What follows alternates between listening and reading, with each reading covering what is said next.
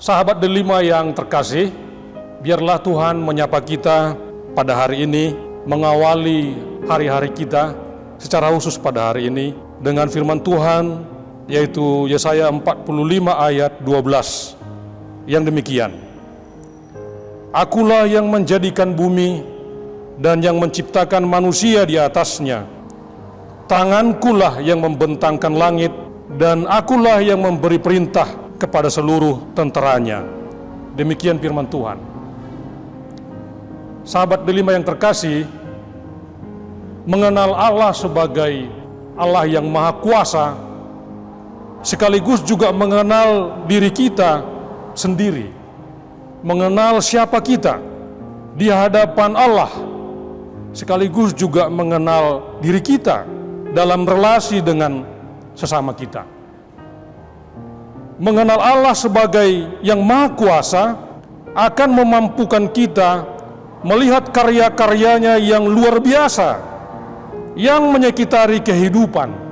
Tentu satu sisi itu membahagiakan kita. Tetapi sisi yang lain, seperti Nabi Yesaya katakan, celakalah orang yang tidak mengakui kemahakuasaan Tuhan, melakukan apa saja yang Tuhan kehendaki untuk kebaikan umatnya, untuk kebaikan orang-orang yang percaya. Kadang-kadang keterbatasan kita, kadang-kadang karena sempitnya pergaulan kita, terbatasnya relasi kita dengan orang lain, bisa kita pakai untuk membatasi kuasa Allah, padahal itu tidak mungkin. Misalnya margaisme,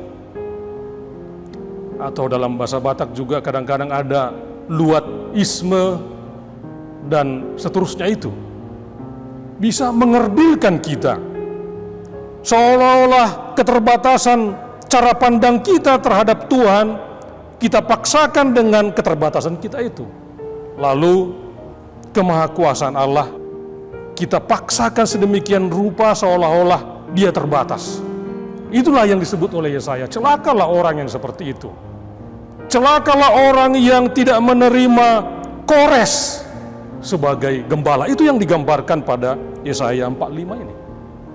Tuhan Allah memilih Kores, dan bangsa Israel tidak bisa menerima itu. Kenapa harus Kores menjadi penolong? Kenapa dia harus menjadi gembala di tengah-tengah umat Allah? Tidak bisa diterima. Karena itu Yesaya bilang, celakalah. Seolah-olah Tuhan tidak maha kuasa dengan pilihannya. Padahal Tuhan itu sangat bebas. Memilih apa saja, memilih jalan hidup apa saja. Bagi orang-orang yang percaya, bagi para penolong. Tentu saja, sahabat delima yang terkasih, ada beragam cara Tuhan bisa ciptakan untuk menolong kita. Menolong orang-orang yang percaya. Bukan hanya orang yang semarga dengan kita. Bukan hanya orang yang sekampung dengan kita.